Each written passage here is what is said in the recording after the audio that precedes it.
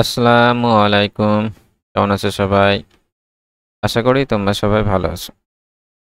আজ আমরা এই ভিডিওটিতে এসএলএসটি ম্যাথমেটিক্স বইটির লিনিয়ার প্রোগ্রামিং প্রবলেম চ্যাপ্টার 10টি কোশ্চেন ডিটেলসে সলভ করব।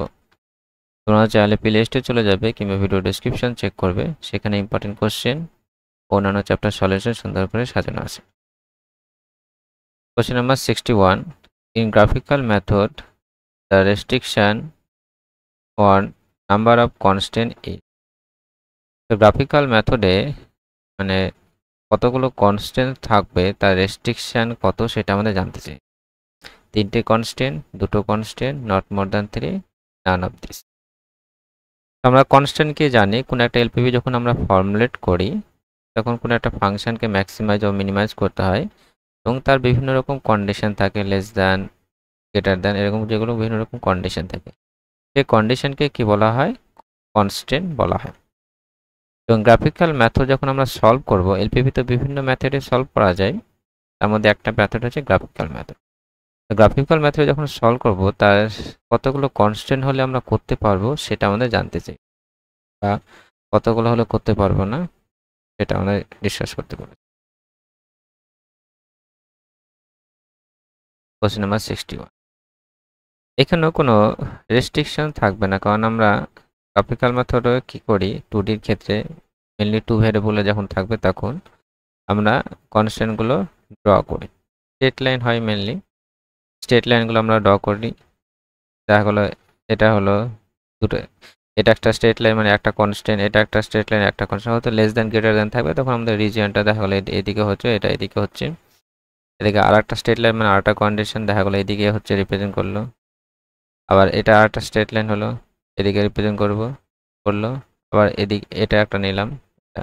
এখানে কিন্তু আমি একটা, দুটো, তিনটে, চারটে, 5টা কনস্ট্যান্ট নিয়ে নিয়েছি এবং এটা এদিকে রিজিয়ন, এটা এদিকে রিজিয়ন, এইভাবে কি এর ভিতরের যে রিজিয়নটা সেটা কিন্তু অ্যাকচুয়ালি রিপ্রেজেন্ট করে।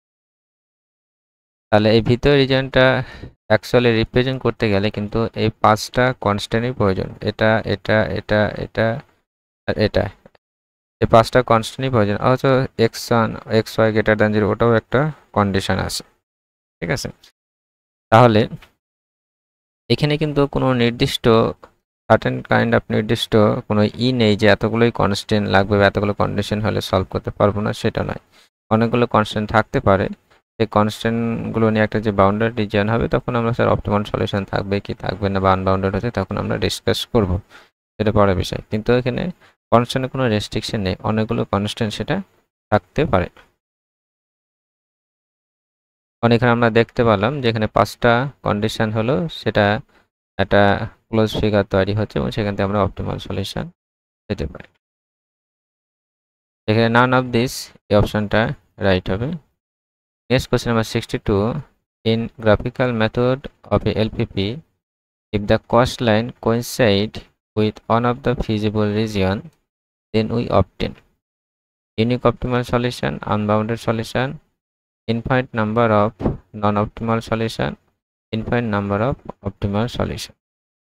তো গ্রাফিক্যাল মেথডে, এলপিপি গ্রাফিক্যাল মেথডে যদি কস্ট লাইনটা ফিজিবল রিজনের একটা সাইডের সাথে, one side of feasible reason যদি কোইন্সিডেন্ট করে তাহলে সেটা unique optimal solution, unbounded solution থাকবে না, infinite number non optimal solution, infinite number of optimal solution, সেটা আমাদের জানতে চাই। তো এখানে কস্ট লাইনটা ফিজিবল রিজনে একটা সাইডে যদি কোইন্সিডেন্ট করে তাহলে তার সলিউশন কী ধরনের হবে সেটাই কিন্তু আমাদের জানতে চেয়েছি। তো প্রথমে জানতে হবে ফিজিবল রিজনটা কি এবং কস্ট লাইন জিনিসটা কি সেটা আমাদের জানতে হবে, তারপর আমাদের এটা ডিসকাস করছি। কোশ্চেন নাম্বার 62, কোনো একটা এলপিপি মেনলি কস্ট লাইন এবং প্রফিট লাইন, ম্যাক্সিমাইজিংয়ের ক্ষেত্রে প্রফিট লাইন শব্দটা ইউজ করা হয় এবং মিনিমাইজিং প্রবলেমের ক্ষেত্রে কস্ট লাইন এই শব্দটা কিন্তু ইউজ করা হয়। তো কোনো একটা এলপিপি মিনিমাইজিং বা ম্যাক্সিমাইজিং আছে, Z equals to something x plus by বা কিছু আছে, তারপর বিভিন্ন কনস্ট্যান্টগুলো কিন্তু আছে, লেস দ্যান, গ্রেটার দ্যান করে বিভিন্ন কনস্ট্যান্টগুলো আছে। এবার এটা যখন গ্রাফিক্যালি সলভ করা মানে এই কনস্ট্যান্টগুলো ড্র করা হয়, তাহলে এটা একটা স্ট্রেট লাইন হলো, এটা একটা স্ট্রেট লাইন হলো, এর ভিতরে বাউন্ডারি রিজনটা একটা ফর্ম হলো। কথার কথা।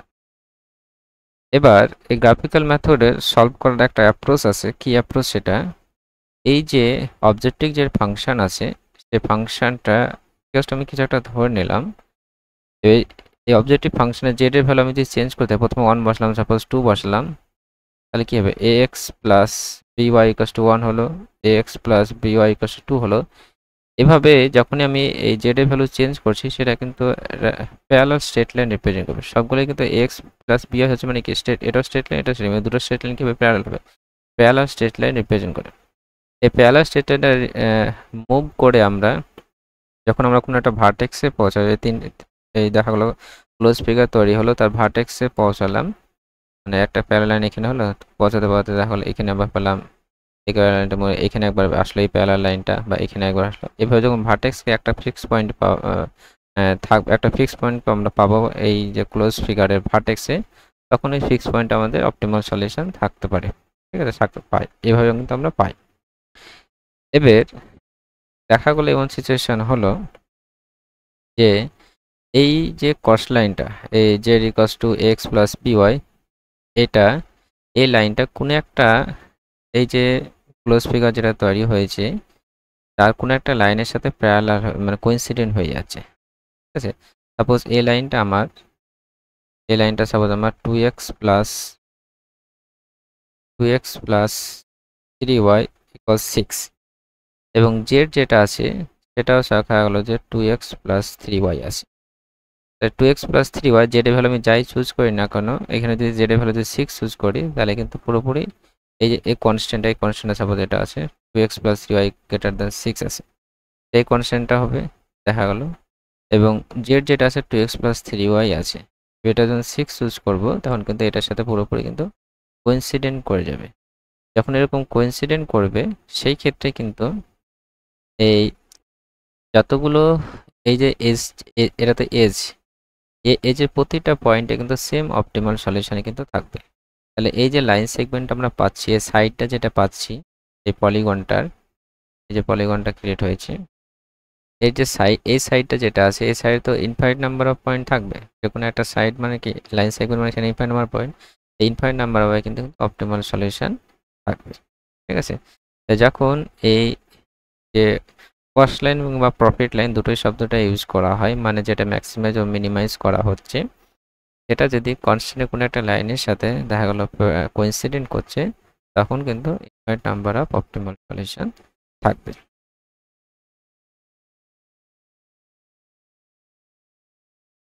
এটা ডি যে অপশনটা আছে সেই অপশনটা রাইট হবে। Next question number 63, an alternate solution exists in a linear programming problem when the feasible solution is unbounded, two constants are parallel, one objective function is parallel to one of the function, one constant is detected. তো alternate solution exist করবে কখন সেটা আমাদের জানতে চাইছি।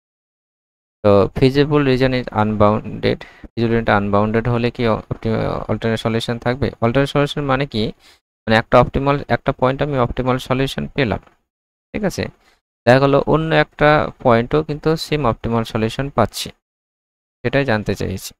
একটা point optimal solution পেলাম, অন্য একটা পয়েন্টও অপটিমাল সলিউশন পাচ্ছি, কোন ক্ষেত্রে হবে সেটাই কিন্তু আমাদের এখানে জানতে চাই। তো এটা আমরা ডিসকাস করছি, আগের প্রবলেমটা এটা অনেক সিমিলারই আছে। প্রতিটা পয়েন্ট আমি আগে ডিসকাস করি। Feasible reason unbounded, feasible reason যদি আনবাউন্ডেড হয় মানে দেখা গেলো যে আমি কনস্ট্যান্টগুলো ড্র করলাম, এরকম আনবাউন্ডেড হলো, কোনো ক্লোজ ফিগার আমি পেলাম না। এই ক্লোজ ফিগার যদি না পাই আমরা, কিন্তু সেক্ষেত্রে সলিউশন থাকতেও পারে অপটিমাল সলিউশন না থাকতেও পারে। যেখানে এখানে সলিউশন এক্সিস্ট করবে বলা ডিসকাস করছে, তাহলে এই অপশনটা কিন্তু আমরা নিতে পারবো না।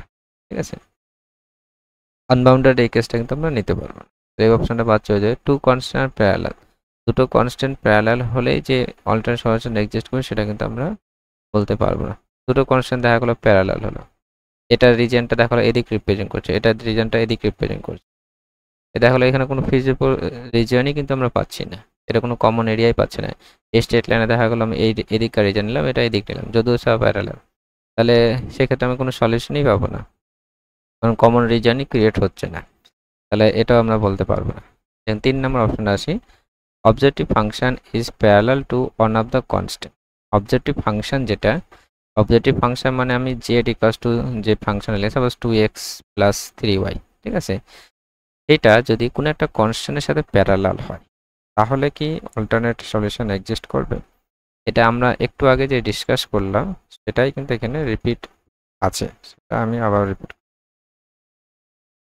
আমরা বললাম যে কোনো একটা এলপিপির ক্ষেত্রে গ্রাফিক্যাল মেথডের সলিউশন বের করা একটা প্রসেস, তো এটা আমার এই রিজনটা ক্রিয়েট হলো যে আমরা জেড যে ফাংশনটা আছে সাপোজ 2x প্লাস 3y আছে, জেড যে অবজেক্টিভ ফাংশন আছে যেটা আমার ম্যাক্সিমাইজ অথবা মিনিমাইজ করতে হচ্ছে, এটা জেড এর ভ্যালু আমি যদি 1 2 3 করে বসাই সেটা কিন্তু একটা করে প্যারালাল স্ট্রেট লাইন রিপ্রেজেন্ট করবে, ঠিক আছে। তো জেড এর ভ্যালু 1 বসালাম দিয়ে আমি এরকম একটা প্যারালাল স্ট্রেট লাইন পেলাম। এবং ম্যাক্সিমাইজিং এর ক্ষেত্রে কি হয়, এই লাইনটা আমরা এই যে অরিজিন থেকে দূরে মুভ করি, এভাবে আমি মুভ করাতে থাকলাম। এই মুভ করাতে একবার এই ভার্টেক্সের সময় ইন্টারসেক্ট করবে, এবার যখন মুভ করাতে থাকবে একবার এই ভার্টেক্সে ইন্টারসেক্ট করবে, এভাবে মুভ করাতে দেখা গেলো একবার এই ভার্টেক্স ইন্টারসেক্ট করলো, একবার এই ভার্টেক্স ইন্টারসেক্ট করলো, একবার দেখা গেলো এই ভার্টেক্স ইন্টারসেক্ট করলো, মানে যখন এখান থেকে এদিকে মুভ করাতে থাকবো তখন কিন্তু এই ভার্টেক্স যখন ক্লোজ ফিগার তৈরি হলো, ক্লোজ ফিগার আমরা ডিসকাস করছি, এই ভার্টেক্সগুলোতে কিন্তু একবার না একবার ইন্টারসেক্ট করবে। জেড মানে কি, এটা ভ্যালু আমরা বিভিন্ন জায়গায় পাবো। এবার যখন এই ভার্টেক্স থাকবে সেই ভার্টেক্স পয়েন্টগুলোতে কিন্তু এক্সট্রিম ভ্যালু বা অপটিমাল সলিউশন পাবো আমরা, ঠিক আছে। এবার জেড এর ভ্যালু দেখবো যেখানে আমার জেড এর ভ্যালু বেশি হতে যে ভার্টেক্সটা, তখন সেটা ম্যাক্সিমাম ভ্যালু, বা যেটাতে কম হবে সেটা মিনিমাম ভ্যালু আমরা পাবো। এবার যখন প্যারালাল হয়ে যায় তখন কি হবে, আমরা এইগুলো ডিসকাস করলাম।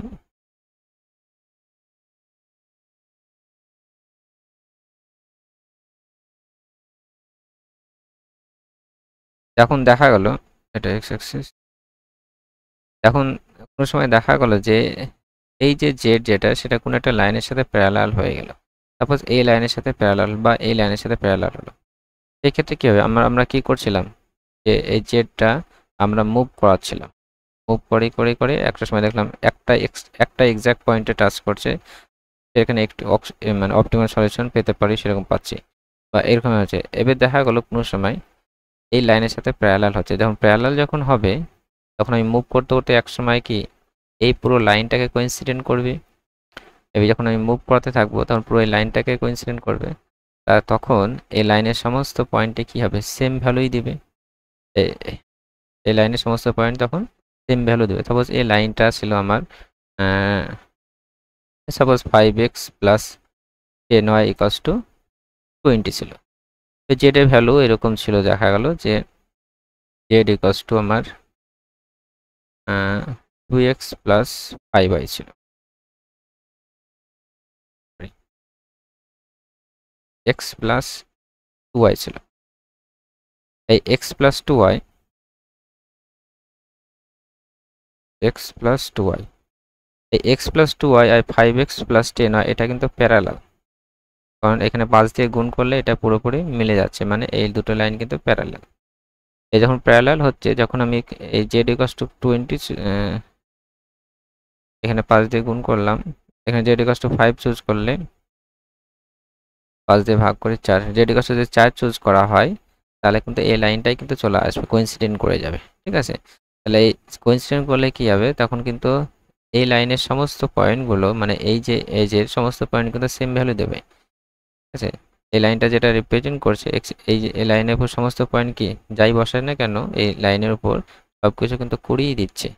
যখন এই লাইনটা এটার সাথে কোইন্সিডেন্ট করবে, মানে আমি তো প্যারালাল মুভ করছি, একটা সময় কি কোইন্সিডেন্ট করবে, মুভ করার সময় কোইন্সিডেন্ট করার পর তাহলে কি হবে, ওই লাইনের সমস্ত পয়েন্ট কি সেম অপটিমাল সলিউশন। তাহলে এই কেসটাই কিন্তু হবে যখন প্যারালাল হবে অবজেক্টিভ ফাংশনটা কোনো একটা কনস্ট্যান্টের সাথে, তখন কি হবে, তার অল্টারনেট সলিউশন থাকবে। অল্টারনেট সলিউশন মানে কি, এখানে অনেকগুলো সলিউশন পাচ্ছি, দেখা গেলো এই ভার্টেক্সও একটা অপটিমাল সলিউশন পাচ্ছি, এখানে অপটিমাল সলিউশন, এখানে অপটিমাল, অনেকগুলো অপটিমাল সলিউশন আমরা পাবো, ঠিক আছে। এই গেল বিষয়। তো এখানে সি যে অপশনটা আছে সেই অপশনটা রাইট হবে। Question number 64, while solving a linear programming problems infeasibility may be removed by removing constant, adding another constant, removing a variable, adding another variable. তো যখন একটা লিনিয়ার প্রোগ্রামিং প্রবলেমে ইনফিজিবিলিটি হয় তখন সেটাকে রিমুভ করব আমরা কিভাবে সেটা আমাদের জানতে চাই। ইনফিজিবিলিটি কি? যখন আমরা দেখা গেল যে কোনো কমন রিজন আমরা পেলাম না, কোনো কমন রিজন পেলাম না, আমরা যখন এইভাবে ড্র করছি,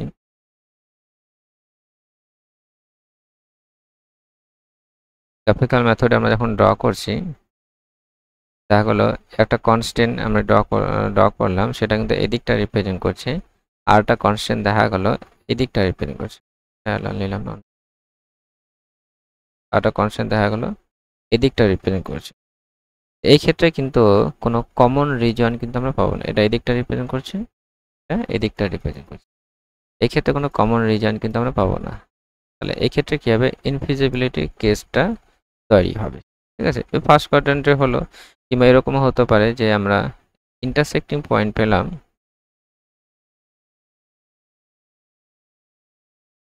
এটা দেখা গেলো এদিক রিপ্রেজেন্ট করছে, এটা এদিক রিপ্রেজেন্ট করছে, এক্ষেত্রে কিন্তু আমাদের কমন রিজন এখানে পেলাম, এই কমন রিজনটা কিন্তু আমরা ফার্স্ট কোয়াড্র্যান্টে পেলাম না, কমন রিজনটা ফার্স্ট কোয়াড্র্যান্টে একটু এদিকে আছে, কমন রিজনে দেখা গেলো ফার্স্ট কোয়াড্র্যান্টে পেলাম না, কারণ আমাদের কন্ডিশন যে ভ্যারিয়েবলকে আমরা ইউজ করি সেটা গ্রেটার দ্যান ইকুয়াল টু 0 থাকে, এটাও কিন্তু একটা রেস্ট্রিকশন, আমাদের এই রেস্ট্রিকশনটাও কিন্তু ইউজ করতে হবে। এই রেস্ট্রিকশন যখন দিচ্ছি x1 x2 বা xy greater than equal to 0, মানে সেটা অবভিয়াসলি ফার্স্ট কোয়াড্র্যান্টে হবে।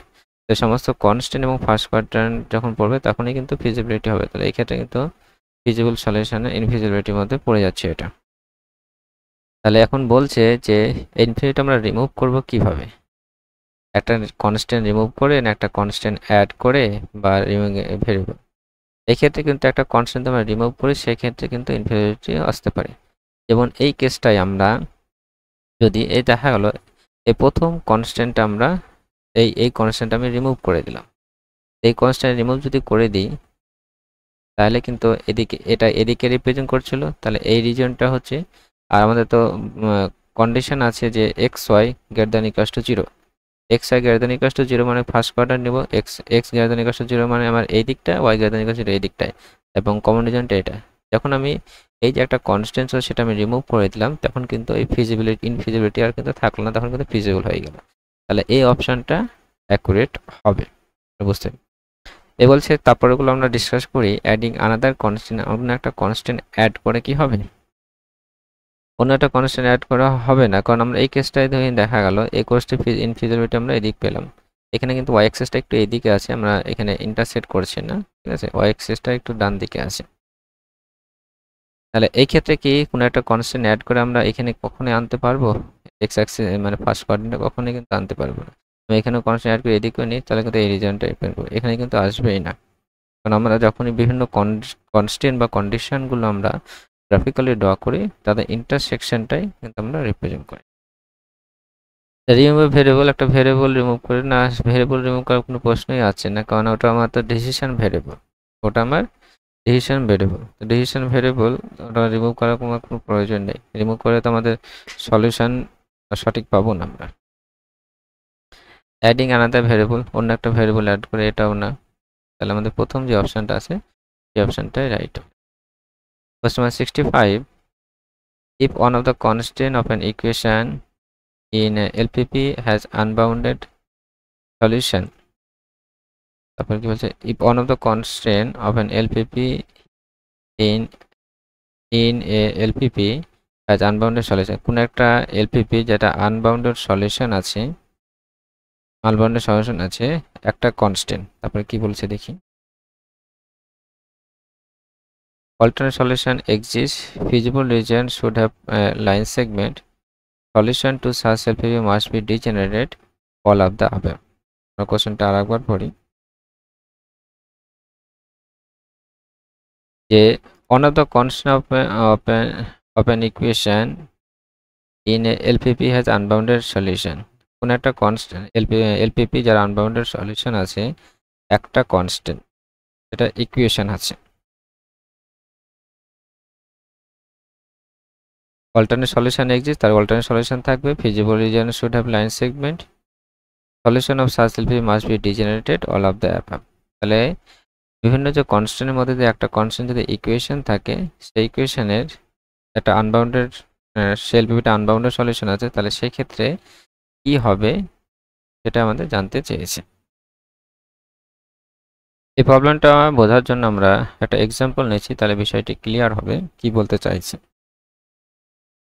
Question number 65। সাপোজ একটা প্রবলেম নিলাম যেটা ম্যাক্সিমাইজ করতে বলছে। Maximize z equals x minus 3y। এখানে যে কনস্ট্যান্টগুলো থাকে দেখা গেলো একটা ইকুয়েশন আছে, মানে গ্রেটার দ্যান লেস দ্যান নেই, সেরকম কেস যদি থাকে তাহলে কি হবে সেটাই কিন্তু জানতে চাইছি। আর একটা কনস্ট্যান্ট আমরা নিলাম 4x plus 3y greater than equals two 12। আর একটা কনস্ট্যান্ট আমি অ্যাড করে দিলাম, suppose y less than equals two 5 and xy greater than equals two.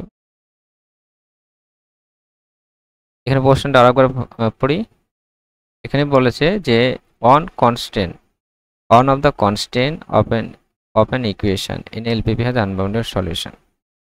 দেখুন একটা এলপিপির কনস্ট্যান্ট যদি ইকুয়েশন হয়, মানে এখানে যেমন কনস্ট্যান্টটা ইকুয়েশন আছে এবং এলপি আনবাউন্ডেড সলিউশন আছে, তাহলে সেটা কি হবে সেটাই কিন্তু আমাদের ডিসকাস করতে বলেছে।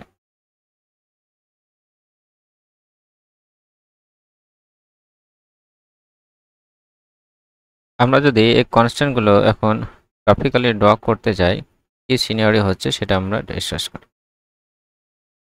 প্রথম কি আছে 5x প্লাস y ইকুয়ালস 30। এটা যদি আমরা ইন্টারসেপ্ট ফর্মে লিখি তাহলে আমাদের আসবে x by 6 plus y by 30 equals 1। তাহলে x বাই 6 মানে 6 আমার এখানে, y 30 মানে এখানে, এইরকম একটা লাইন হবে। এখানে কি স্ট্রিক্টলি ইকুয়ালিটি আছে? ইকুয়ালিটি মানে জাস্ট এটা শুধু লাইনটাই রিপ্রেজেন্ট করবে, এখানে শুধু এই লাইনটাই রিপ্রেজেন্ট করবে, এদিক ওদিক কিছু কিন্তু হবে না। সেকেন্ড যেটা আছে আমরা যদি দেখি 4x plus 3y greater than equals two 12, এটা দিয়ে আমরা লিখি ইকুয়ালিটি দিই, তাহলে 4x x বাই 3 হবে, y by 4 greater than equals to কত 1, তাহলে 3 এখানে আর 4 এখানে, এরকম একটা লাইন হবে। এর গ্রেটার দ্যান ইকুয়ালস টু আছে, আমি যদি 0 বসাই, তাহলে 0 গ্রেটার দ্যান ইকুয়ালস টু 1, এটা মিথ্যা কথা, তার মানে কি এই দিকটা রিপ্রেজেন্ট করবে। তারপর কি আছে y লেস দ্যান ইকুয়ালস 5, 4 ছিল, y less than equals two 5 মানে y equals to 5 line, less than মানে কি নিচের দিকে রিপ্রেজেন্ট করবে। আবার xy greater than equals two 0 মানে ফার্স্ট কোয়াড্র্যান্টে অ্যাকচুয়ালি। তাহলে এদের যদি কমন পোর্শনটা রিপ্রেজেন্ট করতে চাই সেটা অ্যাকচুয়ালি কি হবে? তাহলে এই লাইনটা কি এই সাইডটা রিপ্রেজেন্ট করছে, এই লাইনটা নিচের দিকে রিপ্রেজেন্ট করছে, এবং এই যে প্রথম যে কনস্ট্যান্টটা আছে সেটা কিন্তু এদিক ওদিক যাচ্ছে না, শুধু এই লাইনটাই কিন্তু রিপ্রেজেন্ট করছে।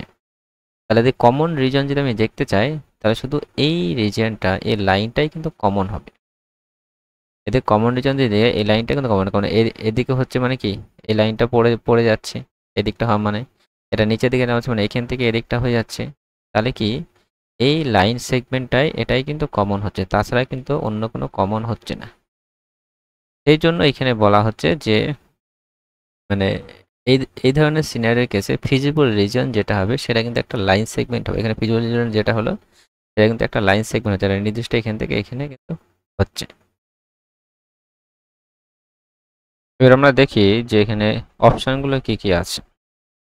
Alternate solution exist, alternate solution থাকবে সেটা বলছে। আমরা এখানে বাউন্ডেডের কেস নিয়েছি, মানে এখানে রিজন যেটা ক্রিয়েট হয়েছে মানে একটা ফিক্সড এর মধ্যেই কিন্তু থাকছে এই লাইন সেগমেন্টের মধ্যে। এখানে বলছে যে অল্টারনেট সলিউশন এক্সিস্ট, আনবাউন্ডেডের ক্ষেত্রে এখানে আনবাউন্ডেড যদিও বলেছে, আমরা জাস্ট জিনিসটা সিনারিওটা কি হচ্ছে সেটা আমরা দেখালাম যে অল্টারনেট সলিউশন এক্সিস্ট সেটা বলছে।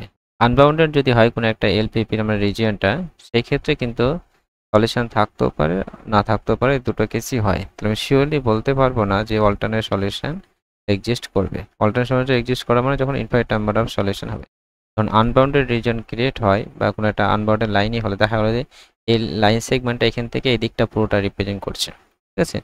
এই লাইনটা ইকুয়াল ছিল, এটা এদিক থেকে পুরোটা রিপ্রেজেন্ট করছে, বাকি কনস্ট্যান্টগুলো দেখা গেলো এই কনস্ট্যান্টটা এদিকে যাচ্ছে আর এটা শুধু ইকুয়ালিটি আছে, মানে এই লাইনটাই রিপ্রেজেন্ট করছে। তাহলে সেই ক্ষেত্রে কিন্তু আমার কমন রিজন বলতে শুধু এই লাইনটাই হবে। এই লাইনটা ইনফিনিটি দিকে চলে যাচ্ছে এখান থেকে, তার মানে কি এটা আনবাউন্ডেড হচ্ছে। যদি আনবাউন্ডেড হলে এটা সলিউশন থাকতেও পারে, না থাকতেও পারে।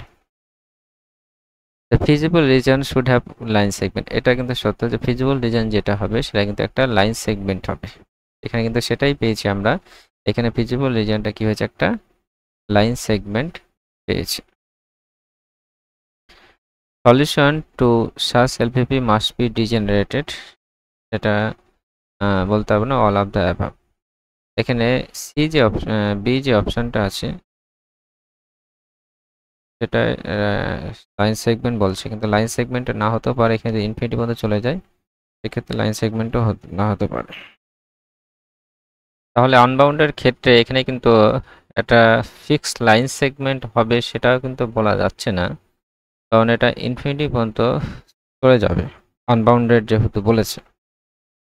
মানে একটা রে তৈরি হবে, এখানে কিন্তু একটা রে তৈরি হবে যার এন্ডিং পয়েন্ট থাকবে এবং একদিকে ইনফিনিটি পর্যন্ত চলে যাবে।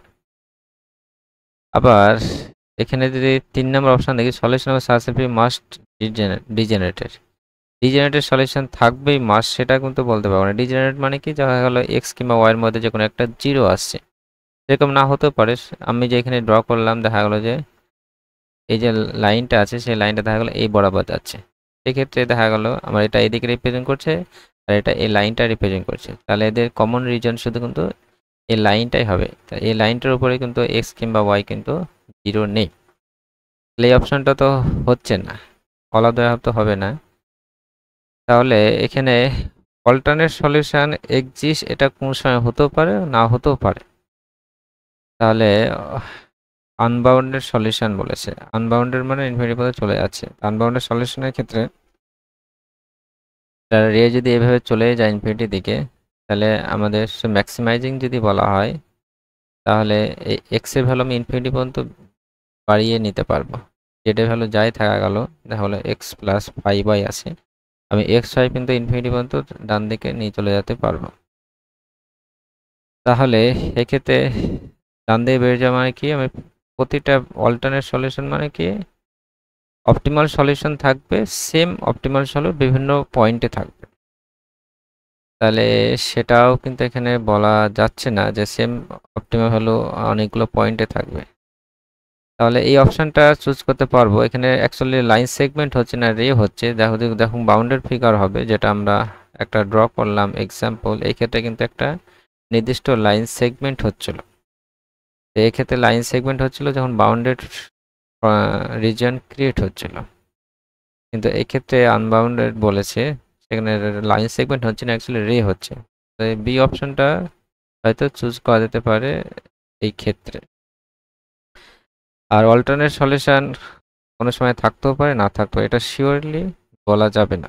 ঠিক আছে, যদি বি অপশনটা না থাকতো অপশানে, এ থাকতো বা অন্য কোনো একটা অপশান আছে যেটা চুজ মানে স্যাটিসফাই করছে না, তখন এই অপশনটাও কিন্তু আমরা নিতে পারতাম পার্শিয়ালি, কিন্তু এটা এটা ট্রু। ঠিক আছে, আনবাউন্ডেড সলিউশন মানে কি, অল্টারনেট সলিউশন থাকতে পারে একটা, এখানে ম্যাক্সিমাম থাকলো, এখানে আরও যখন এক্স ওয়াই বাড়িয়ে দিলাম আরও ম্যাক্সিমাম হয়, কিন্তু মানে একদম চলে যাবে ইনফিনিটি পর্যন্ত, ম্যাক্সিমাম চলে যাবে। ঠিক আছে, মানে একদম ফিনিশ পাবো না আমরা। Okay, next question number 66, the optimal solution of the LPP max z equals x1 plus x2 subject to x1 plus 2x2 less than equals to 4, 3x1 plus x2 less than equals 9, x1 x2 greater than equals to 0। তো একটা LPP দেওয়া আছে, optimal solution বের করতে বলেছে, যেখানে Z এর ভ্যালুটা ম্যাক্সিমাম বের করতে বলেছে, এবং এখানে দুটো কনস্ট্যান্ট দেওয়া আছে, এবং x1 and x2 greater than equals to 0 বলে দিয়েছে। Question number 66। তো এখানে ম্যাক্স জেড কি আছে, x1 plus x2, x1 plus x2 মানে আমরা এক্স অ্যাক্সিস ওয়াই মানে এক্স ভ্যারিয়েবল ওয়াই ভ্যারিয়েবল ধরতে পারি, x1 plus 2x2 less than equals two 4। তারপর একটা কনস্ট্যান্ট আছে x1 plus 2x2 less than equals 4 and x1 plus 2x2 less than equals two 9। আমরা এখানে গ্রাফিক্যাল মেথডটা ফলো করব solve করার জন্য। যেহেতু 2 ভেরিয়েবল আছে আমরা সহজে গ্রাফ ড্র করতে পারবো। তো আমি x অ্যাক্সিস y অ্যাক্সিস টেনে নিলাম। গ্রাফ কিভাবে ড্র করব, এটা যদি আমি ইকুয়ালিটি ধরে নিই, ইকুয়ালিটি হলে কি আছে, স্ট্রেট লাইন হবে। স্ট্রেট লাইনে কিরকম হবে, x1 প্লাস 2x2 ইকুয়ালস 4 হবে। আমি 4 দিয়ে ডিভাইড করে দিলাম, তাহলে x1/4 plus x2/2 equals to 1। তাহলে 4,1 4,0 পয়েন্ট ইন্টারসেপ্ট হবে আর 0,2 পয়েন্ট ইন্টারসেপ্ট হবে। তাহলে লাইনটা মোটামুটি এইরকম যাবে। এবার এখানে তো ইকুয়ালিটি নেই অ্যাকচুয়ালি, এখানে কি আছে, লেস দ্যান ইকুয়ালস টু আছে। লেস দ্যান ইকুয়ালস টু থাকলে লাইনের যে কোনো এক সাইড রিপ্রেজেন্ট করবো, আইদার দিস সাইড অথবা দিস সাইড। তো কোন সাইড রিপ্রেজেন্ট কি করে বুঝবো, আমরা x1 x2 জায়গায় 0 বসিয়ে দেবো। 0 বসিয়ে দিলে 0 লেস দ্যান ইকুয়ালস টু 4। এই স্টেটমেন্টটা সত্য না মিথ্যা, স্টেটমেন্টটা সত্য।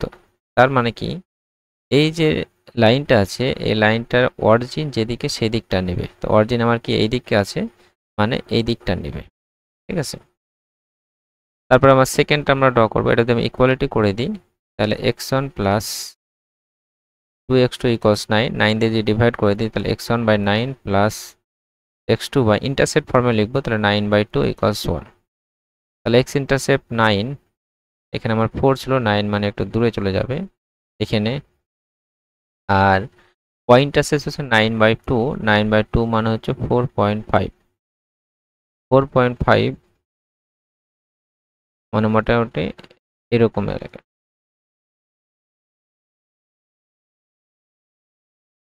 প্রশ্নটা একবার দেখে নিই, দেখি ভুল হচ্ছে না। 3x1 প্লাস x2 আছে, সরি 3x1 প্লাস x2, কোশ্চেনটাই ভুল টাকা হয়েছে আমার। 3x1 plus x2 less than equals two 9 আছে, তাহলে এটা ভুল হলো।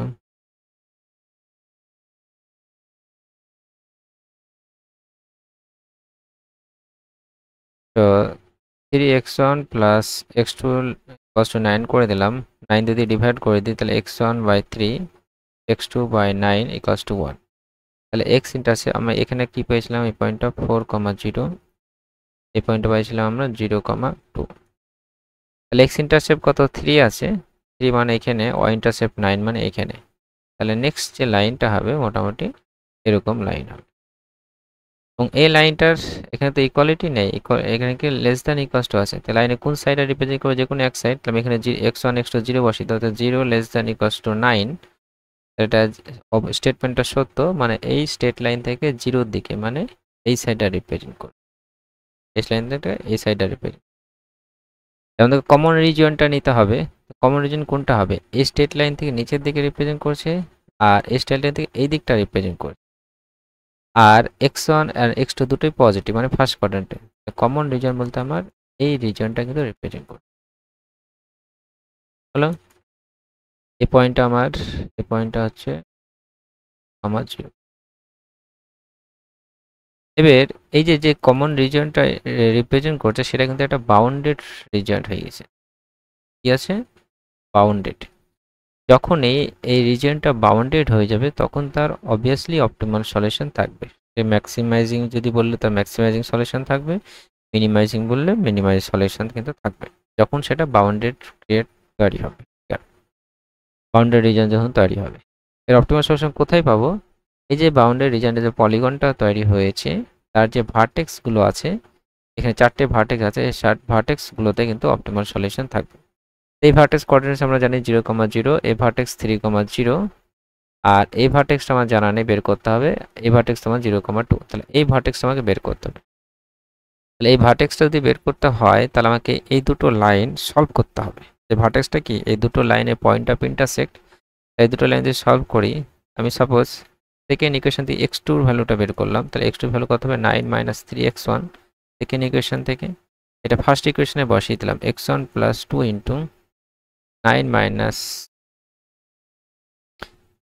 3x1 equals 4. So x1 plus 18 minus 6x1 equals 4. তাহলে 5x1 equals 14. x1 এর ভ্যালু 14/5. x1 এর ভ্যালু কত পেলাম, 14/5। x1 এর ভ্যালু এখানে বসিয়ে দিই, তাহলে x2 ভ্যালু পেয়ে যাব, x2 ভ্যালু 9 minus 42/5 5 9 45 মানে 3/5। এর কোঅর্ডিনেটটা পেলাম আমরা কত? 14/5 3/5। নেক্সট আমরা কি করব? আমরা কি বললাম, যখনই বাউন্ডেড রিজন ক্রিয়েট হবে তখনই কিন্তু তার অপটিমাল সলিউশন থাকবে। মানে এখানে ম্যাক্সিমাম জেড বের করতে বলেছি, মানে ম্যাক্সিমাম জেড আমরা পাবো। কোথায় পাবো? এই ভার্টেক্স পয়েন্টে।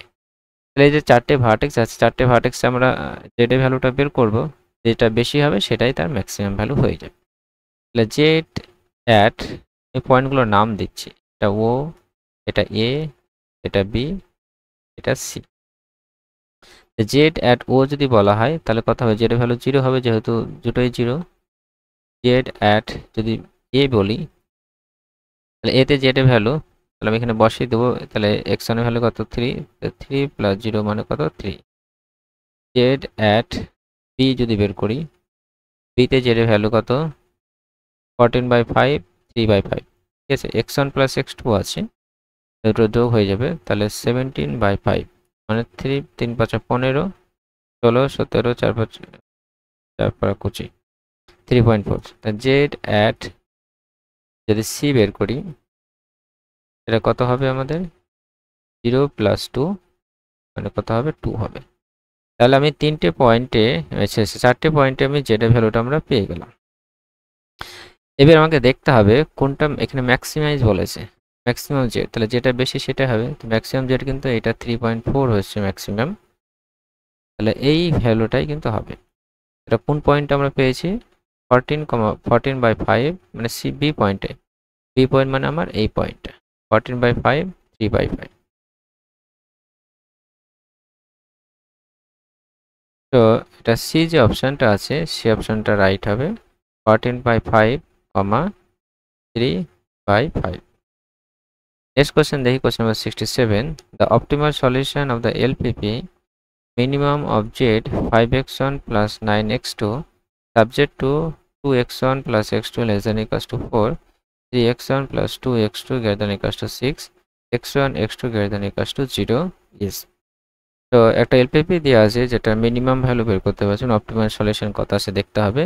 এখানে দুটো কনস্ট্যান্ট এভাবে কিন্তু আমাদের দেওয়া আছে। Question number 67।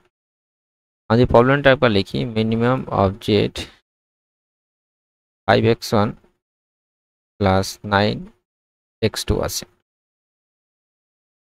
কনস্ট্যান্টগুলো কি আছে আমরা দেখি। 3x1 plus x2, 2x2 greater than equals to 6, 3x1 plus 2x2 greater than equals to 6, x1 plus 2x2, x1 plus 2x2 greater than equals to 4। প্রশ্ন ভুলটুকু মনে হচ্ছে। 2x1 plus x2 less than equals to 4।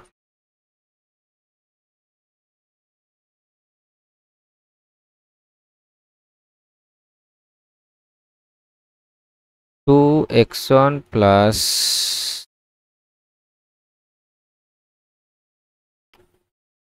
x2 less than equals to 4 and 3x1 plus 2x2 greater than equals to 6, 3x1 plus 2x2 greater than equals to 6। So আমরা এখানে x1 x2 positive, এখানে graphical মেথডটা আমরা follow করব। এখানে এর optimal সলিউশনটা বের করতে বলেছে। তো আমরা যদি গ্রাফ ড্র করি, প্রথমটা যদি ড্র করি, আমরা 4 দিয়ে ডিভাইড করে দিচ্ছি। 4 দিয়ে ডিভাইড করলে কি হবে? x1/2 হবে plus x2/4 less than equals two 1। তাহলে x ইন্টারসেপ্ট 2 ও y ইন্টারসেপ্ট কত আছে? 4। 2, 4 মানে এইখানে লাইনটার ইকুয়েশন, লাইনটা আমার মোটামুটি এরকম হবে। আর এই পয়েন্টটা হচ্ছে 2, 0। পয়েন্টগুলো সঙ্গে সঙ্গে লিখে নেব। এটা পয়েন্টটা হচ্ছে 0, 4।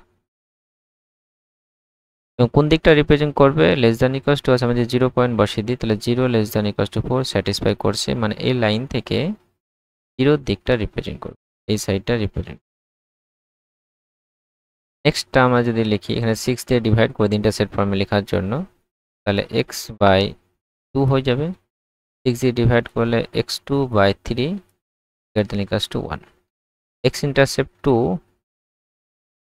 and y intercept 3, x intercept 2 মানে এখানেই হচ্ছে আবার, আর y intercept মানে 3 মানে এইখানে হচ্ছে, মোটামুটি 3 মানে এইখানে হবে, 4 এখানে, তাহলে 3 এখানে। নেক্সট লাইনটা আমার এরকম হবে। এই লাইনে কোন দিকটা রিপ্রেজেন্ট করবে সেটা আমাকে দেখতে হবে। আমাদের এখানে আমি 0.00 বসিয়ে দেবো, x1 x2 0 বসে 0 greater than equals to 6। এই স্টেটমেন্টটা সত্য না মিথ্যা? স্টেটমেন্টটা কিন্তু মিথ্যা। এই স্টেটমেন্টটা মিথ্যা মানে কি, এই লাইন থেকে অরিজিন থাকবে না, মানে অরিজিনের উল্টো দিকে, মানে এই দিকটা রিপ্রেজেন্ট করবে, এই দিকটা রিপ্রেজেন্ট। তাহলে এই লাইনটা এই দিকটা রিপ্রেজেন্ট করেছিল, এই লাইনটা এইদিকে, তাহলে এদের কমন রিজন যদি বলা হয় এবং x1 x2 তো পজিটিভ, মানে এই রিজিয়নটা কিন্তু কমন রিজন, এই রিজিয়নটা কমন রিজন। তাহলে এটাও কিন্তু বাউন্ডেড রিজন ক্রিয়েট হয়েছে। যখনই বাউন্ডেড রিজন ক্রিয়েট হবে মানে তার অপটিমাল সলিউশন থাকবে মাস্ট। বাউন্ডেড রিজন ক্রিয়েট হয়েছে মানে অপটিমাল সলিউশন থাকবে। এর অপটিমাল সলিউশন কোথায় থাকবে? এই ভার্টেক্স পয়েন্টগুলোতে থাকবে। এখানে একটা আমি এ নাম দিলাম, এই পয়েন্ট আমি বি নাম দিলাম, এই পয়েন্টটা সি আমার 0,3 আছে। তাহলে আমি এই জেড এর ভ্যালুটা বের করবো এই তিনটে পয়েন্টে। তো জেড অ্যাট এ, এতে জেড ভ্যালু বের করা হয়, তাহলে 5 × 2 + 9 × 0 মানে 10 আসবে। জেড অ্যাট বি যদি বের করা হয়, তো 5 × 0 + 9 × 4 মানে 4 9 কত আসবে? 36। জেড অ্যাট সি যদি বের করা হয়, তো 5 × 0 + 9 × কত? 3, 3 9 কত? 27। তো এখানে প্রশ্নটা কি বলেছে? Minimum of Z. তো মিনিমাম জেড মানে কি, এই যে ভার্টেক্স যেটা পেলাম, ভার্টেক্স তিনটে ভার্টেক্স যেটা সবচেয়ে ছোট সেটাই নেব। তো ছোট কত পেয়েছি? 10 পেয়েছি। তাহলে আমি কোন পয়েন্টে পেয়েছি? 2,0 পয়েন্টের জন্য। তাহলে অ্যান্সার কত হবে আমার? এই 2,0। তাহলে এই যে অপশনটা আছে সেই অপশনটা রাইট হবে। Next question number 68। The optimal solution of the LPP minimum z of x1 + 5x2 subject to 3x1 + 2x2 greater than equals to 6, x1 + 2x2 greater than equals to 4, x1 x2 greater than equals to 0 is 0 3 4 0 1,3/2 and unbounded। তো একটা LPP problem দেওয়া আছে যেখানে minimum Z বলেছে এবং দুটো constant দেওয়া আছে এবং x1 x2 পজিটিভ সেটা বলে দিয়েছে। এর সলিউশনটা কোন পয়েন্টে থাকবে, কোথায় থাকবে, বা এটা আনবাউন্ডেড হবে কি, এটা আমাদের জানতে চাই। Question number 68। এখানে মিনিমাম অফ জেড আছে, প্রশ্ন আছে x1 + 5x2, কনস্ট্যান্ট আছে 3x1 + 2x2 greater than equals to 6, x1 + 2x2 greater than equals to 4 and x1 x2 দুটোই পজিটিভ। এবার চেক করে নিই, x1 + 5x2, x1 + 2x2 greater than equals to 6, x1 + 2x2 greater than equals to 4। তো same procedure আমরা follow করব, graphical method. আমরা কনস্ট্যান্টগুলো draw করার চেষ্টা করব। এই কনস্ট্যান্ট আমরা যদি ড্র করার চেষ্টা করি, তাহলে আমাকে প্রথমে ইন্টারসেপ্ট ফর্মে লিখবো, তাহলে আমাদের ড্র করতে সুবিধা হবে। ইন্টারসেপ্ট ফর্ম করার জন্য আমরা 6 দিয়ে ডিভাইড করে দেবো। 6 দিয়ে ডিভাইড করলে কত হবে? x/2 হবে অ্যান্ড x2/3 হবে greater than equals to 1। তাহলে এখানে 2 x ইন্টারসেপ্ট 2 মানে এখানে মোটামুটি, আর y ইন্টারসেপ্ট 3 মানে মোটামুটি এখানে। তাহলে স্ট্রেট লাইনটা হবে এরকম একটা স্ট্রেট লাইন হলো, যার এই পয়েন্টটা আমার 2,0 আর এটা হচ্ছে 0,3। এবার এই স্ট্রেট লাইনে কোন সাইডটা রিপ্রেজেন্ট করবে সেটা আমাকে বুঝতে হবে। সেটা বোঝার জন্য আমরা এখানে 0 0 বসিয়ে দেবো। তাহলে 0 0 বসিয়ে এটা 0 greater than equals to 1। এই স্টেটমেন্ট সত্য না মিথ্যা? স্টেটমেন্টটা মিথ্যা, 0 কিন্তু অনেক থেকে বড় নয়। তাহলে কি অরিজিনটাকে নিবে না, মানে এই স্ট্রেট লাইন থেকে অরিজিন যেদিকে আছে তার উল্টো দিকে, অরিজিনের দিকে থাকবে না, মানে কি এই সাইডটা নেবে। কোন সাইডে নেবে? এই সাইডটা নেবে। তাহলে প্রথম কনস্ট্যান্ট আমার ড্র করা হয়ে গেল। এবার সেকেন্ড কনস্ট্যান্টে চলে আসি আমরা। এই কনস্ট্যান্টটা ড্র করার জন্য আমরা এখানে ইন্টারসেপ্ট ফর্মে লিখব, 4 দিয়ে ডিভাইড করে দিব। 4 দিয়ে ডিভাইড করলে x1/4 হবে প্লাস x2/2 হয়ে যাবে গ্রেটার দ্যান ইকুয়ালস টু 1। তাহলে x ইন্টারসেপ্ট কত? 4। x ইন্টারসেপ্ট 4 মানে মোটামুটি এই জায়গাটা। আর y ইন্টারসেপ্ট কত আছে? 2 আছে। 2 মানে এরকম জায়গাটা। তাহলে লাইনটা আবার হবে মোটামুটি এরকম লাইন। এবং এই লাইনে কোন সাইডটা রিপ্রেজেন্ট করবে সেটা আমাকে বুঝতে হবে। তাহলে আমি এখানে 0 0 বসিয়ে দিই। 0 + 0 গ্রেটার দ্যান ইকুয়ালস টু 1 মানে 0 গ্রেটার দ্যান ইকুয়ালস টু 1। এই স্টেটমেন্টটা সত্য না মিথ্যা? এটা কিন্তু মিথ্যা স্টেটমেন্ট। 0 1 থেকে বড় কিন্তু নয়। তার মানে অরিজিনটা নেবে না। তাহলে এই স্টেট লাইন থেকে অরিজিনের উল্টো দিকে যাবে। অরিজিনের উল্টো দিকে মানে এই সাইডটা। তাহলে এদের কমন রিজন যদি বলা হয়, আবার x1 x2 দুটোই পজিটিভ মানে ফার্স্ট কোয়াড্রান্টে, এদের কমন রিজন যদি বলা হয় তাহলে আমার কিন্তু এই লাইনটা এদিকে যাচ্ছে, এই লাইনটা এদিকে যাচ্ছে। তাহলে এই রিজনটা কিন্তু কমন রিজন। এই রিজনটা কিন্তু কমন রিজন। এই রিজনটা কমন রিজন। এটা কি বাউন্ডেড হবে? এটা কিন্তু ইনফিনিটি পর্যন্ত চলে যাচ্ছে। এটা কিন্তু বাউন্ডেড হবে না, এটা আনবাউন্ডেড।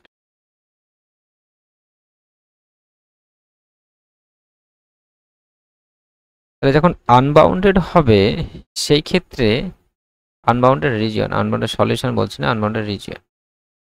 আনবাউন্ডেড রিজিয়নের ক্ষেত্রে সলিউশন থাকতেও পারে, অপটিমাল সলিউশন না থাকতেও পারে। এখানে দুটো কেস হবে। যখন এরকম আনবাউন্ডেড রিজিয়ন হবে সেখানে সলিউশন থাকতেও পারে, না থাকতেও পারে। আগের ক্ষেত্রে দেখলাম যে বাউন্ডারি রিজিয়ন হলে তার অপটিমাল সলিউশন থাকবে, মিনিমাম হলেও বললেও থাকবে, ম্যাক্সিমাম বললেও থাকবে, সেটা ভার্টেক্স পয়েন্টে থাকবে।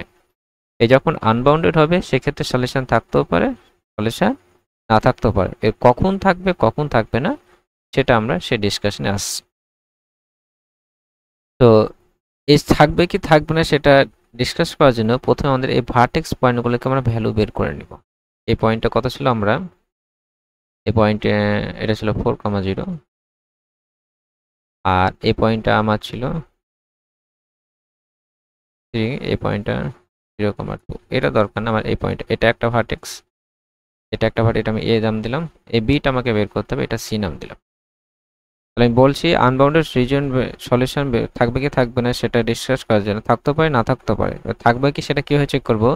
প্রথমে এই যে ভার্টেক্স, কিন্তু যে ভার্টেক্সগুলো ক্রিয়েট হলো আনবাউন্ডেড হলো, তো ভার্টেক্স ক্রিয়েট হয়েছে একটা দুটো হোক, এই ভার্টেক্স পয়েন্টটাকে জেড এর ভ্যালুটা আমরা বের করে নেব। তাহলে এই এতে বের করতে পারবো। তো জেড অ্যাট এ 4,0, 4,0 যদি বের করা হয় তাহলে কত হচ্ছে? 4 + 5 × 0 মানে 4 হচ্ছে। Then Z at B, B point আমাকে এখনো বের করা হয়নি, তাহলে এই পয়েন্টটা সলভ করতে হবে, দিয়ে বিটা বের করতে হবে। তাহলে আমি 3x1 + 2x2 = 6 and x1 + 2x2 = 4। দুটো মাইনাস করলে চলে আসবে। তাহলে 2x1 = x1 এর ভ্যালু কত পেলাম? 1 পেলাম। x এর ভ্যালু যে কোনো একটাতে বসিয়ে দিলে x2 পেয়ে যাব। x এর ভ্যালু এখানে যদি বসানো হয় 1, তাহলে 3 + 2x2 = 6। তাহলে x2 এর ভ্যালু কত হবে? 3 - 3 মানে 3, 3/2 হবে। তাহলে 1, 3/2। তাহলে এই পয়েন্টটা আমি পাবো 1, 3/2। তাহলে বি পয়েন্টটা হচ্ছে 1, 3/2। এই পয়েন্টটা যে ভ্যালু বের করি, তাহলে যেটা ভ্যালু আমরা বের করছি 1, 5 × 3/2।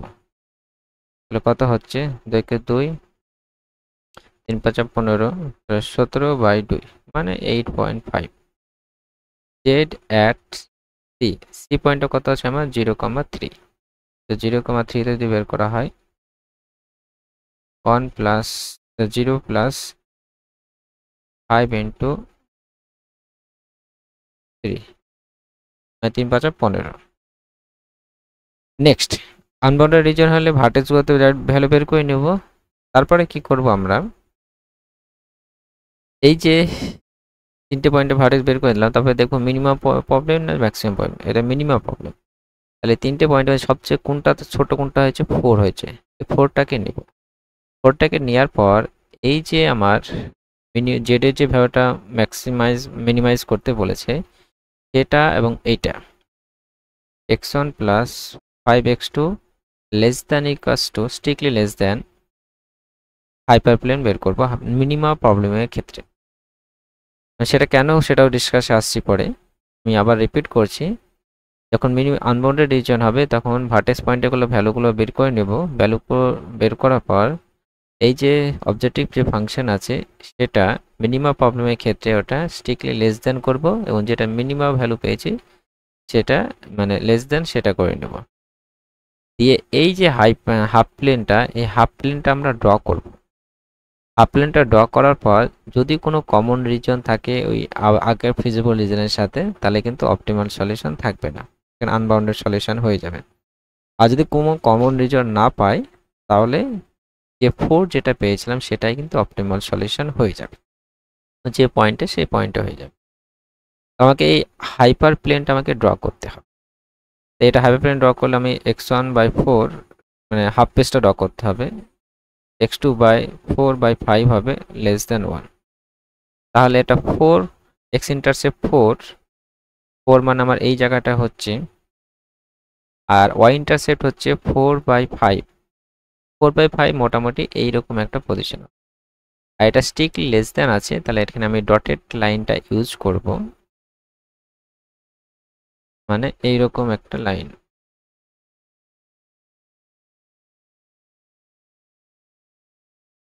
এরকম একটা লাইন হলো। এবং এর কোন সাইডটা রিপ্রেজেন্ট করবে, এখানে যে 0 বসায় তা 0 লেস দ্যান 1, 0 লেস দ্যান 1 মানে 0 দিকে থাকবে, মানে এই দিকটা রিপ্রেজেন্ট। এবার এই যে রিজিয়ান, এটা এই হাফ প্লেনটা যেটা ড্র করলাম আমরা এই মুহূর্ত, এই হাফ প্লেনটা সাথে যদি আগের রিজনে কমন রিজন আমরা যদি পাই, এটা কিন্তু এদিকে রিপ্রেজেন্ট করছে, এটা এদিকে রিপ্রেজেন্ট, এটা কিন্তু কোনো কমন রিজন নেই। যদি কোনো কমন রিজন না থাকে তাহলে অপটিমাল সলিউশন থাকবে। যে পয়েন্টটা আমি 4 পেয়েছিলাম সেটাই কিন্তু অপটিমাল, সেই পয়েন্টটাই অপটিমাল সলিউশন হয়ে যাবে। এবার দেখা গেল যে আমরা এই হাফ প্লেনটা ড্র করার পর আগের ফিজিবল রিজনের সাথে কমন রিজন আমরা পাচ্ছি, সেই ক্ষেত্রে কিন্তু সলিউশন থাকবে না, মানে সেটা আনবাউন্ডেড সলিউশন বলা হবে। এবার প্রশ্ন হলো এর পেছনে লজিকটা কি, বা এখানে স্ট্রিক্টলি লেস দ্যান কেন হচ্ছে, গ্রেটার দ্যান কেন হচ্ছে না, বা পরীক্ষাতে কনফিউশন হলে আমরা কি করব লেস দ্যান গ্রেটার জন্য, এটা এবার আলোচনায় আসছে। এটা লেস দ্যান কেন হচ্ছে, আমরা একটা ভ্যালুতে আমরা জেড এর ভ্যালু সবচেয়ে কম পেলাম। এবার আমরা কি করছি এখানে, এই যে অবজেক্টিভ যে ফাংশনটা আছে সেখানে লেস দ্যান 4 করছি, তার মানে আমরা এই x1 আর x2 অনেকগুলো পয়েন্ট পাবো যেখানে 4 থেকে কম, তাই কি না? তাহলে দেখো আমি এখানে x1 x2 দুটোই 0 চুজ করলাম, তাহলে কি লেস দ্যান 4 হলো।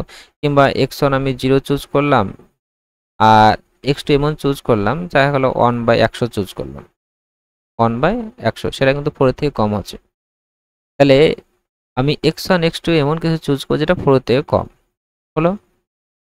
এবার এই x1 x2 যেটা আমি হবে এটা আগের ফিজিবল রিজন মানে কনস্ট্যান্টের যে রিজন সে তার মধ্যে পড়ছে কিনা। যদি পড়ে যায় তাহলে আমি যেটা আগে 4 যেটা পেয়েছিলাম তার থেকেও আমি কম পাচ্ছি অন্য ওই ফিজিবল রিজনের মধ্যে, তাহলে কি সেটা আর সলিউশন হবে না, তাহলে অন্য কোনো সলিউশন হবে। যেটা দেখলো এই রিজনটা তো আনবাউন্ডেড, তাহলে সেক্ষেত্রে আনবাউন্ডেড অনেকগুলোই পয়েন্ট পাবো যেখানে ওই মিনিমাম ভ্যালুটা থাকবে, ঠিক আছে। আর এখানে কিন্তু হ্যাঁ, এবার ম্যাক্সিমাইজিং ক্ষেত্রে যদি বলা হয় সেটা কিন্তু গ্রেটার দ্যান করতে হবে। ম্যাক্সিমাইজ এই প্রবলেমটা যদি ম্যাক্সিমাইজ যদি বলতো x1 + 5x2, এখানে ম্যাক্সিমাম ভ্যালু কোথায় পেয়েছিলাম, আমি এই জায়গাটা পেয়েছিলাম 15 পেয়েছিলাম, তাহলে এখানে 15 করে দিতে হবে। মানে আমি 15ই সবচেয়ে বেশি ভ্যালু পেলাম, এর আরও x1 x2 তো থাকবে, তা 15 x1 x2 এখানে বসালে আমি 15 থেকে বেশি পাবো। এবং যে আরও x1 x2 পাচ্ছি সেটা এই কনস্ট্যান্টের যে কন্ডিশন মানে এই যে ফিজিবল রিজিয়নটা যেটা ক্রিয়েট হলো তার মধ্যে পড়ছে কিনা দেখতে হবে। যদি পড়ে তাহলে ওটা তো আর হবে না, তাহলে আরও অন্যান্য পেয়ে যাচ্ছে। এবার দেখালো অন্য আর পাচ্ছি না, তাহলে যেটা যেটা পেয়েছিলাম সেটাই অপটিমাল সলিউশন হয়ে যাবে। সেম টু সেম মিনিমামের ক্ষেত্রে আমি আরও যে x1 x2 এর জন্য এটা স্যাটিসফাই করে 4 থেকে কম হবে, তাহলে সেটা যদি ওই অন্য রিজনের মধ্যে আমরা পেয়ে যাই, তাহলে ওটার এটা যেটাতে 4 হয়েছিল তার থেকেও কম পেয়ে যাচ্ছি, তাহলে সেটা হবে না। আর যদি না পাই তাহলে ওই 4টাই কিন্তু মিনিমাম সলিউশন হয়ে যাবে। ঠিক আছে, এক্ষেত্রে যদি আমি এটা ডিসকাস করি, তাহলে এটা ম্যাক্সিমামটাও ডিসকাস করে দিচ্ছি। x1/15 হবে প্লাস x2 কত হবে 3 গ্রেটার দ্যান 1, তাহলে 15 মানে এইদিকে হবে কোথায়, আর 3 মানে এইখানে, তাহলে এটা এইরকমভাবে থাকবে। আর গ্রেটার দ্যান 1 মানে এই দিকটা থাকবে, এখানে কমন রিজন পড়ে যাচ্ছে, মানে সেই ক্ষেত্রে কিন্তু কোনো অপটিমাল মানে ম্যাক্সিমামের ক্ষেত্রে অপটিমাল সলিউশন পাবো না। তাহলে এই প্রবলেমটা মিনিমামের ক্ষেত্রে কিন্তু অপটিমাল সলিউশন পাবো, সেটা কত হবে 4। কেন পাচ্ছি? কারণ এই যে হাফ প্লেনটা আমরা ড্র করলাম, সেই হাফ প্লেনের সাথে আমাদের এদিককার ভিজুয়াল রিজনে কোনো কমন পোর্শন আমরা পাচ্ছি না। কেবল তোর একটা পয়েন্টও পাচ্ছি, এটা পয়েন্ট না, এটা স্ট্রিক্টলি লেস দেন আছে, মানে এই পয়েন্টটাও নেবে না। ঠিক আছে, এই জন্য ডটেড লাইন দিয়ে রিপ্রেজেন্ট করেছি। যদি কমন রিজন না পাই, তাহলে সেই ক্ষেত্রে যে পয়েন্টটাতে মিনিমাম ভ্যালু আমরা পেয়েছিলাম, এই পয়েন্টটাই আমার অপটিমাল সলিউশন হয়ে যাবে। তার মানে এই 4,0 এটা এই পয়েন্টটাই আমার অপটিমাল সলিউশন থাকবে। আশা করি বোঝা গেল। যেটা বি যে অপশনটা আছে সেই অপশনটা রাইট হবে 4,0। নেক্সট কোশ্চেন আছে, consider a LPP maximum Z 2x1 plus 7x2 subject to 3x1 plus 2x2 less than equals to 6, 3x1 plus 4x2 greater than equals to 12, x1 x2 greater than equals to। তো এই অল্পপিটার কি থাকবে সেটা discuss করতে বলেছে। No feasible solution, no solution, unbounded solution, unique optimal solution কোনটা? তো এখানে আমরা গ্রাফিক্যাল মেথড ড্র করব, গ্রাফ ড্র করব এই এলপিপি। তো maximum of z equals 2x1 plus 7x2 আছে, 3x1 plus 2x2 less than equals to 6, 3x1 plus 4x2 greater than equals to 12, x1 x2 x1 x2 greater than equals to, check করে নিই, 2x1 plus 7, 3x1 plus 2x2 greater than equals to 2। তো আমরা graphical মেথডই follow করবো। আবার x Axis Y Axis আমি draw করে নিলাম আগে থেকে। তোমরা কনস্ট্যান্টগুলো ড্র করতে হবে। এই কনস্ট্যান্টটি ড্র করার জন্য আমি তার 6 দিয়ে ডিভাইড করে দেব, তাহলে x1/2 হয়ে যাবে, x2 বাই কত হয়ে যাবে 3 হয়ে যাবে, লেস দ্যান ইকুয়ালস টু 1। তাহলে x ইন্টারসেপ্ট 2, y ইন্টারসেপ্ট 3, মোটামুটি লাইনটা আমার এইরকম যাবে। এবার এই লাইনে কোন দিকটা রিপ্রেজেন্ট করবে সেটা বোঝার জন্য আমরা x1 x2 0 করে দেবো। তো 0 করে দিলে 0 less than equals to 6 equals to 1। তাহলে এই স্টেটমেন্টটা সত্য না মিথ্যা? স্টেটমেন্টটা মিথ্যা, মানে তার মানে কি অরিজিনটা নেবে না। এই স্টেটমেন্টের অরিজিন যেদিক তার উল্টো দিকটা হবে, অরিজিনের দিকে হবে না, মানে এই দিকটা হবে। নেক্সট আমরা এই কনস্ট্যান্টটা ড্র করব। এখানে কনস্ট্যান্টটা 12 দিয়ে ডিভাইড করে দেব, তাহলে x1/4 হবে, x2/3 greater than equals to 1। এখানে x1/4 x2/3, তাহলে 4 আগের পয়েন্টগুলো আমি লিখে নিই, ভুলে যাব। 2,0 নাম দিয়ে দিলাম এ, এটা 0,3, এটা বি। তো 4 ইন্টারসেপ্ট x ইন্টারসেপ্ট 4 আর ইন্টারসেপ্ট 3 মানে এই পয়েন্টটা, তাহলে এরকম রিজন। এবং এটা কোন দিকটা রিপ্রেজেন্ট করবে সেটা আমাকে দেখতে হবে। আগেরটা একটু ভুল হয়েছে মনে হয়,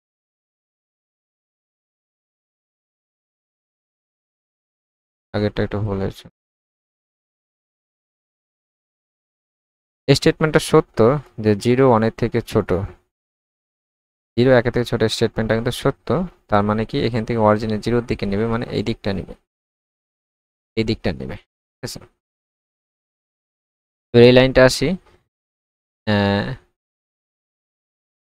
x ইন্টারসেপ্ট কত 4,0, এটা 3,0 একই আছে ইন্টারসেপ্ট। এখানে যদি আমি 0 বসাই তাহলে 0 গ্রেটার দ্যান ইকুয়ালস টু 1, 0 1-এর থেকে বড়, এই স্টেটমেন্টটা মিথ্যা। মানে এইখান থেকে অরিজিনের দিকে নেবে না, তো এখান থেকে অরিজিন এই দিকটা আছে, মানে অরিজিনের উল্টো দিকটা নেবে, মানে এই দিকটা রিপ্রেজেন্ট। এই যে কমন রিজন যদি আমি দেখি, তাহলে এটা এই লাইনটা এদিকটা হচ্ছে, এই লাইনটা এদিকটা হচ্ছে, তাহলে এই রিজনটা কমন রিজন।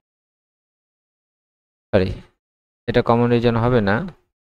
আবার আমাদের কন্ডিশন কি আছে, x1 x2 greater than equals two 0, মানে x1 ও 0 থেকে বড়, x2 0 থেকে বড়। তাহলে এই ক্ষেত্রে এটাকেও কমন রিজন হিসেবে আমরা ধরতে পারবো না। এটা কমন রিজন শুধু এই দুটো লাইনের জন্য। কিন্তু আমার কাছে আরও তো কন্ডিশন আছে, আরও কন্ডিশন কি আছে, x1 0 থেকে বড়, x2 0 থেকে বড়। তাহলে x1 x2 0 থেকে বড় মানে কি প্রথম কোয়াড্র্যান্টে পড়বে। তাহলে এই সমস্ত কন্ডিশন যদি অ্যাপ্লাই করা হয়, x1 0 থেকে বড়, x2 0 থেকে বড় এবং এই দুটো কনস্ট্যান্ট, শুধুমাত্র এই যে পয়েন্টটা, এই পয়েন্টটাই কিন্তু একমাত্র স্যাটিসফাই করবে। ঠিক আছে, x1 এই পয়েন্টটা কত আমার 0,3, এই 0,3 পয়েন্টটা এই লাইনের উপর স্যাটিসফাই করছে, এই লাইন এই কনস্ট্যান্টটাকেও স্যাটিসফাই করছে, এবং x1 greater than equals two 0, x2 greater than equals two 0 এই কন্ডিশনকেও কিন্তু স্যাটিসফাই করছে। তাছাড়া আর কোনো পয়েন্ট কিন্তু আমরা পাবো না। তাহলে এই যে কনস্ট্যান্ট যেটা আছে, is constant satisfy only the point 0,3, শুধুমাত্র 0,3 পয়েন্টটাই স্যাটিসফাই করছে। ঠিক আছে, কারণ আমাদেরকে এই লাস্ট যে কন্ডিশন সেটাকেও নিতে হবে। এই দুটো কনস্ট্যান্ট মিলে হয়তো এদিকে রিজনটা রিপ্রেজেন্ট করছে, কিন্তু এখানে কি x1 x2 দুটোই তো, ওটাও তো পজিটিভ, মানে কি প্রথম কোয়াড্র্যান্টের মানে শুধুমাত্র এই যে পয়েন্টটা আছে, এই পয়েন্টটাই কিন্তু একটা স্যাটিসফাই করবে। তাহলে এই ক্ষেত্রে কিন্তু আমি অনলি 1 পয়েন্ট পাচ্ছি, অনলি 1 পয়েন্ট। যখন এই যে কনস্ট্যান্টগুলো ড্র করার পর শুধুমাত্র একটাই পয়েন্ট পাবো, তখন শুধু সেই পয়েন্টটাতেই অপটিমাল সলিউশন থাকবে। That means unique optimal solution, unique optimal solution. আর তো কোনো অপশান নেই। আমি বিভিন্ন ডিসিশন ভ্যারিয়েবলের জন্য আমি ডিসিশন নিব, বিভিন্ন কনস্ট্যান্টগুলো অ্যাপ্লাই করার পর, কন্ডিশনগুলো অ্যাপ্লাই করা, দেখতে পাচ্ছি আমার কাছে একটা চয়েসই অপশন থাকছে। কেউ দেখলে একটা ব্যবসা করবে, ব্যবসা করার ক্ষেত্রে যে বিভিন্ন কন্ডিশন যে অ্যাপ্লাই করে দেয়া হলো, এবং সে কোনো একটা মাল কটা কিনবে, কোন 2-3টে প্রোডাক্ট কটা কিনবে, সেটা কন্ডিশন অ্যাপ্লাই করে ক্যালকুলেশন করে দেখা গেলো যে শুধু এই অপশানটাই পেলো যে একটা প্রোডাক্ট 0 কিনতে হবে, একটা প্রোডাক্ট 3 কিনতে হবে। কি সেটা নিয়ে তাকে ব্যবসা শুরু করতে হবে। তাহলে এক্ষেত্রে সেটাই কিন্তু অপটিমাল সলিউশন হবে, আর কোনো তার কাছে কোনো অপশানই কিন্তু পড়ে থাকছে না। কারণ এখানে নেগেটিভ চলে আসে, নেগেটিভ তো নিতে পারবে না। লেপির ক্ষেত্রে সবসময় কিন্তু কনস্ট্যান্ট সলিউশনগুলো পজিটিভই থাকবে। তাহলে এক্ষেত্রে একটাই অপটিমাল সলিউশন থাকবে, এবং সেই পয়েন্টে 0,3-তে আর কোনো অপশানই নেই। এখানে ডি যে অপশনটা আছে ইউনিক অপটিমাল সলিউশন, সেটাই কিন্তু রাইট হবে। Question number 70, the optimum value of the objective function of the LPP max z equals to x1 plus 3x2 subject to x1 plus 2x2 less than equals to 5x1 plus 2x2 less than equals to 10, x1 x2 greater than equals to 0। এখানে optimum ভ্যালুটা বের করতে বলেছে objective ফাংশনের, মানে এর optimal solution থাকবে। এখানে ম্যাক্সিমাম জেড বলছে এটা, এবং দুটো কনস্ট্যান্ট দেওয়া আছে। Question number 70,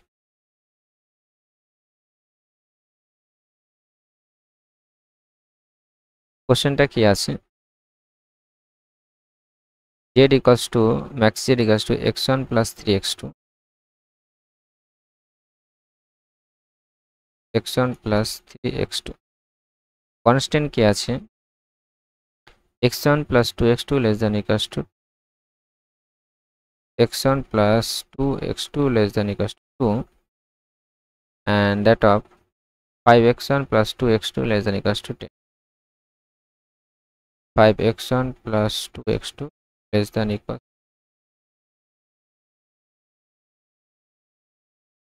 and x1 x2 দুটোই greater than equals to 0।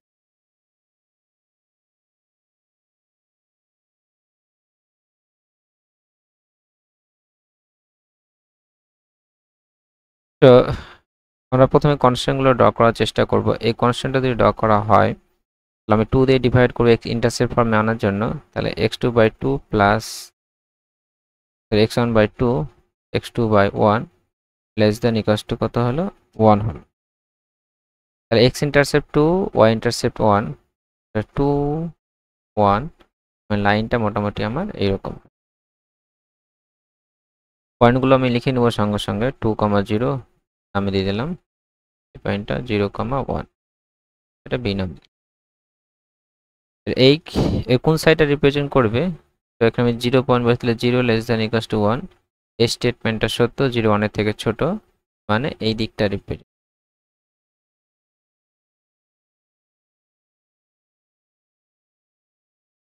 তারপরে এটা আসি, তাহলে এটাকে 10 দিয়ে ডিভাইড করে দেওয়া হয় x2/2 হবে and x1/2 x2/5 less than equals to 1।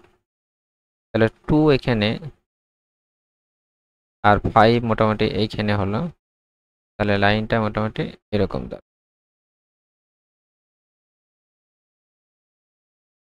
এবার এই লাইনটার কোন দিকটা রিপ্রেজেন্ট করবে সেটা আমাদেরকে দেখতে হবে। তাহলে এখানে x1 x2 0 বসিয়ে দেবো, তাহলে 0 লেস দেন ইকুয়ালস টু 1 এই স্টেটমেন্টটা সত্য 0 1 থেকে ছোট, তাহলে মানে এটা অরিজিনের দিকে যাবে, এখান থেকে লাইন থেকে অরিজিনের দিকে মানে এই দিকটা রিপ্রেজেন্ট করবে। আমাকে কমন রিজিয়নটা নিতে হবে। এই লাইনটা আমার এখান থেকে নিচের দিকে ছিল আর এই লাইনটা এদিক থেকে নিচের দিকে। কমন রিজিয়ন যদি বলা হয় এই রিজিয়নটা কিন্তু কমন রিজিয়ন ক্রিয়েট হবে। ঠিক আছে, এটা কিন্তু আমার কমন রিজিয়ন। এই কমন রিজিয়নটা এবার x1 x2 দুটোই পজিটিভ মানে আমি ফার্স্ট কোয়াড্রেন্টেই নিব। তো কমন রিজিয়নটা এটা কিন্তু বাউন্ডেড ফিগার হলো, বাউন্ডেড হবে যেহেতু এখানে অপটিমাল সলিউশনের মানে পজিটিভ ফাংশন ভ্যালুটা বের করতে বলেছে। তাহলে এই বাউন্ডেড ভার্টেক্সগুলো কি বাউন্ডেড রিজিয়ন মানে ভার্টেক্সে আমার অপটিমাল সলিউশন থাকবে, একটা ভার্টেক্স এইখানে, একটা ভার্টেক্স এইখানে আর একটা ভার্টেক্স এইখানে। এই তিনটে ভার্টেক্সে আমি ভ্যালুগুলো বের করব। তাহলে z@0 অরিজিনে কত হবে 0ই হবে, x1 x2 দুটোই বসালে। z@a যদি বের করা হয় কত হবে 2 + 3 × 0 এই পয়েন্টটা কত 2,0 এটা কত হবে 2 হবে। z@b যদি বের করা হয় 0,1 আছে 0 + 3 × 1 মানে 3। তিনটে ভার্টেক্সে আমার ক্লোজ যে বাউন্ডের যে রিজিয়নটা ক্রিয়েট হলো সেটা তিনটে ভার্টেক্সে আমার ভ্যালু বের করা হয়ে গেল। এর কি ম্যাক্সিমাম আর জেড বলেছে, তো যেটা বেশি হবে সেটাই নিব। তো ম্যাক্সিমাম কত পেয়েছি আমি 3 পেয়েছি, তাহলে এখানে কিন্তু 3টাই কিন্তু অ্যান্সার হবে। তো অপটিমাম ভ্যালুটাই বের করতে বলেছে, তো অপটিমাম ভ্যালু কি হবে, সরি এটা না, অপটিমাম ভ্যালুটা বের করতে বলেছে সেটা কত আসলে 3 হলো। তো বি যে অপশনটা আছে সেই অপশনটা রাইট হবে। তো আজ আমরা এই ভিডিওতে 10টি কোয়েশ্চেন ডিটেইলস সলিউশন আলোচনা করলাম। কোন জাতীয় সলিউশন দিয়ে বুঝতে অসুবিধা আপনারা অবশ্যই জানাবেন। কোন যদি মনে হচ্ছে ভুল হচ্ছে অবশ্যই জানাবেন। Thank you for watching.